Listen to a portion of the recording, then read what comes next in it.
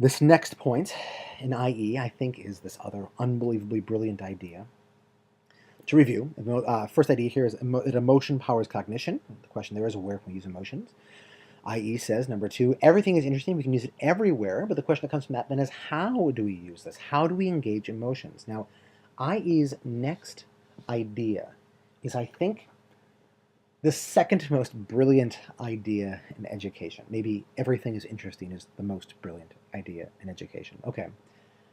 IE suggests that we need to recognize that this question of how can we engage emotions is the problem that every culture has had to solve in order to pass itself down to the next generation.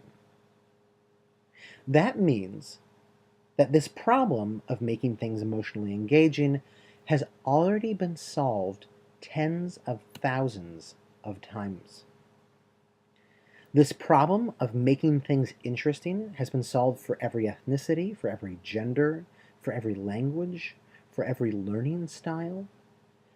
And it's been solved using these specific cultural tools. So IE's third point in this idea, this elevator pitchy-ish way of talking about IE, is to use the tools. Use the tools that work. Use the tools that have worked for thousands of years. Don't reinvent the wheel. Approaching it this way allows us to position IE not as just some fad. We're only doing things that have been working for 10,000 years plus. All right, so you should ask, what are these tools? Here's where IE gets messy, and there's wisdom in this. If the answer that IE gave was simple here, it would be wrong and stupid. And I have a collection of books that try to give simple answers here, and they are wrong and stupid. Or rather, I guess they're right and totally uninteresting and not at all useful in the classroom.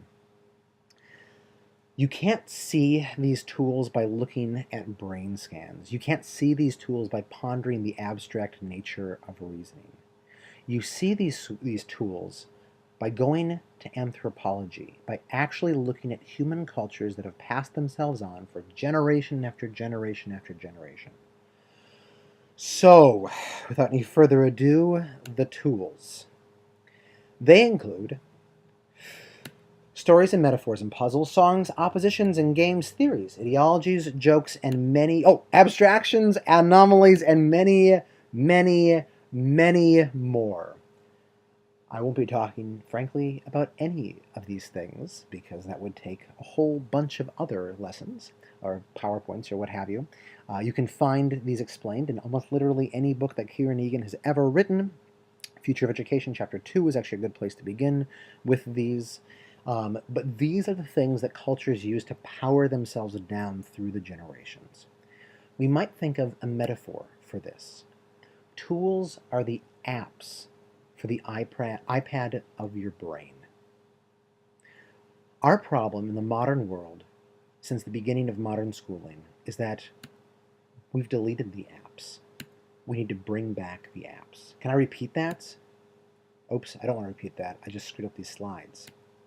We've deleted the apps. Bring back the apps. Or if perhaps I can use a different metaphor, since the last ice age, we've had 100 centuries of human history. During this time, cultures have used these certain tools to pass themselves down, but it's only been in the last 150 years that we've largely ignored these tools since the advent of mass schooling. What we need to do is learn from the rest of the rope. Oh, I'm sorry. At this point, when I actually gave this talk a couple of days ago at the IERG conference 2014, I actually had a 100-foot long rope that I sort of snaked around the presentation room, or at least I tried. It turns out that 100 feet of rope is actually too long to conveniently snake around a room. But I'd painted, of those 100 feet, the last foot and a half, the last 150 years, since again the advent of mass schooling. I painted it orange to represent that mass schooling. My point there was that we need to learn from the rest of the rope. that metaphor ended up being so powerfully awesome that it didn't work because the rope got all tangled up and it was embarrassing and whatever. And I don't even have a 100-foot rope to give you through your computer, though that would be cool technology. So I Googled what is 100 feet long, and I remembered that, oh, that's right. This is 100 feet long. So if this is the entire history of humanity since the last ice age, then we should learn from it. What we're doing right now in schools is ignoring the whale and focusing on the largemouth bass. I don't mean to make fun of this kid. I've never caught a fish that big before in my life. Kid, congratulations. But learn from the whale. So, to recap. 1. Emotion powers cognition. This might be restated as brains do push and pull. That is the fundamental thing that nervous systems do. The second idea might be reworded as everything in the world has pull, or at least has the potential of pull.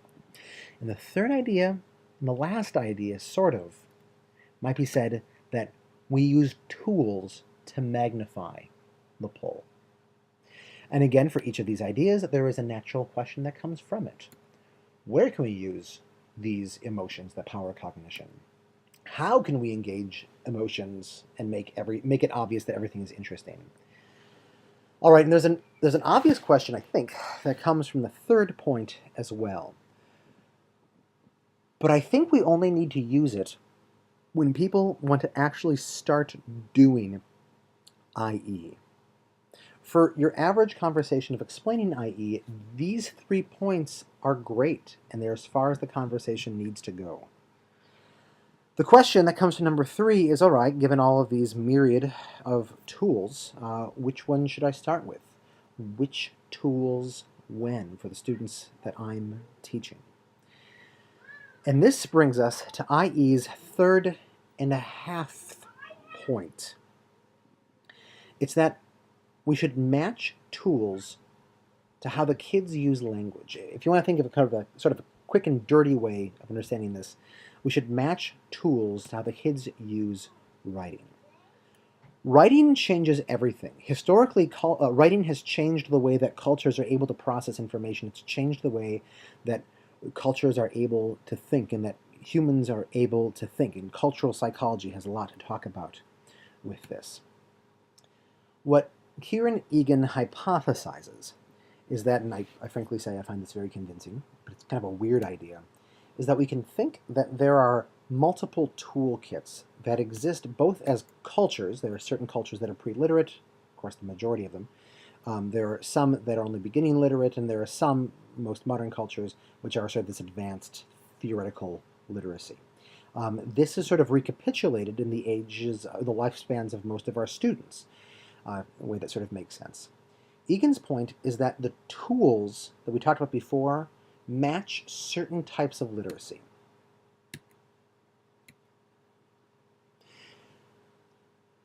Abstractions, seen in the top right there, are in some ways kind of weird to put in pre-literacy. Anomalies or general theories are weird to do in pre-literacy. It's not that they can't work, they can, and frankly they do, but they're not as powerful as some of the things in the bottom. If you want to compare a 5-year-old to a graduate student, you might get a sense of that. Or, for that matter, an adult to a middle schooler, to look at the middle stage there. And Egan actually has names for these, the mythic toolkit, the romantic toolkit, and the philosophic ironic toolkits. Now, traditionally, this toolkit way is the way that people start to talk about IE. They present IE first by explaining these toolkits. One of the problems with this is that this is actually very complicated to do. In fact, this that I've done right here is a terribly simplified, oversimplified, it's a simplistic way of looking at it. Here's a much better picture made up by Annabella Kent of all of these tools and how they work, and the idea that one does not move from tool to kit to toolkit, but rather it sort of stacks these toolkits on top of one another. I have found that when I try to start explaining IE to people in terms of these, that's exactly where the conversation turns into me sort of looking very excited and waving my arms around in this sort of half ecstatic way, and the other person nodding politely and losing the point. So what I want to suggest is that this idea of toolkits is, for the purposes of presentation, an optional point. I think that'll be very controversial in the IE community, and I want to get your feedback on that. I will reiterate here that I think the toolkits idea is, frankly, true, at the very least, so close to truth that it's, and so amazingly useful that we should assume that it is truth until proven otherwise. It's only because this idea is not intuitive and makes it difficult to explain IE, at least in my experience, that I suggest we de-emphasize it. At this point in the presentation, when I gave it a couple days ago, I suggested that people role-play, and so actually, why not? You're watching this on YouTube or whatever, but go ahead and try it. Try to do these 3 points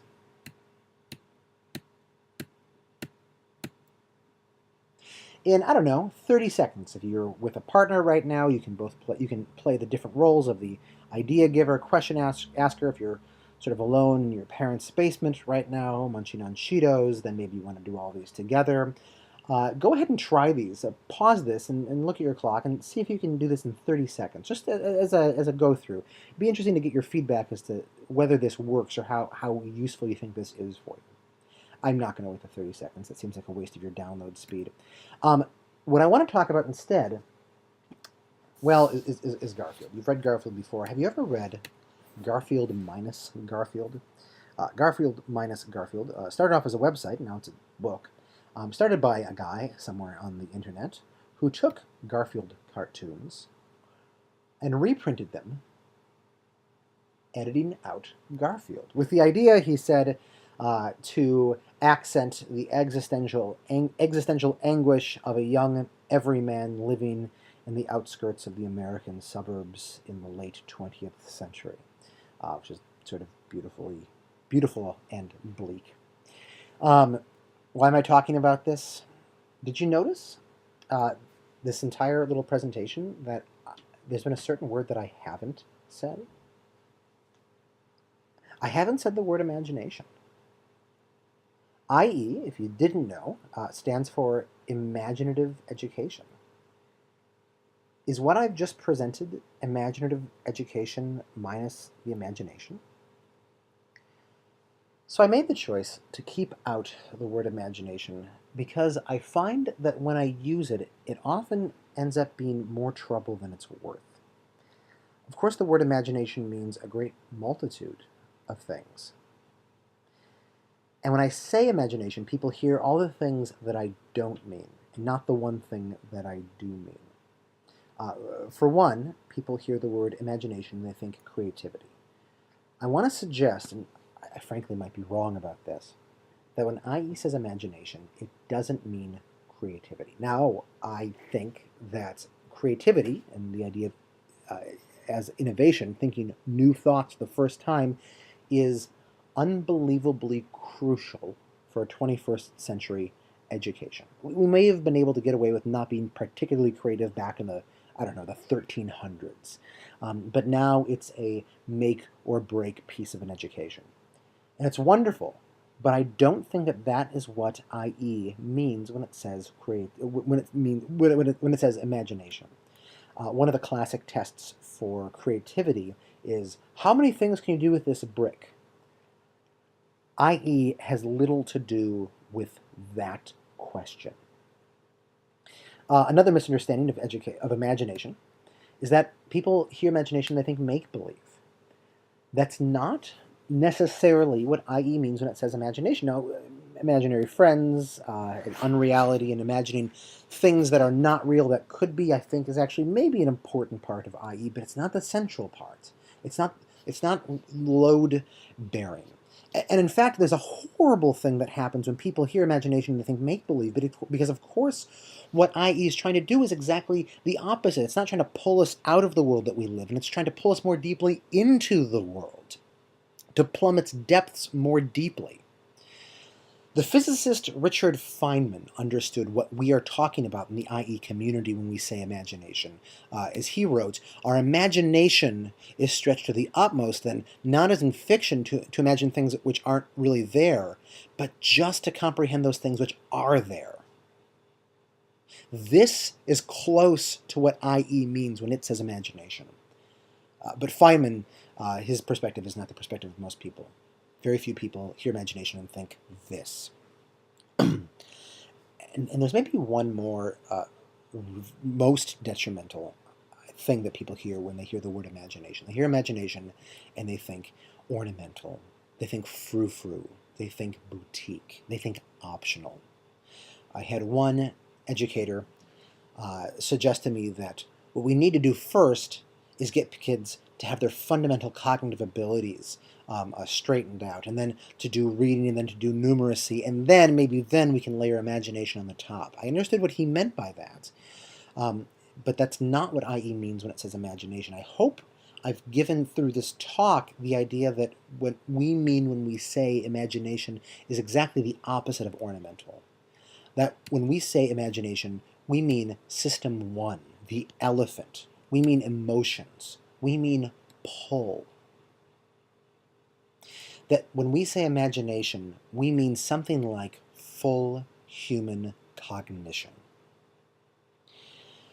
Expressed in this way, then, IE could become human education. The education that humans have evolved to have. The education that uses the tools that humans have evolved for ourselves over the last few 10,000 years.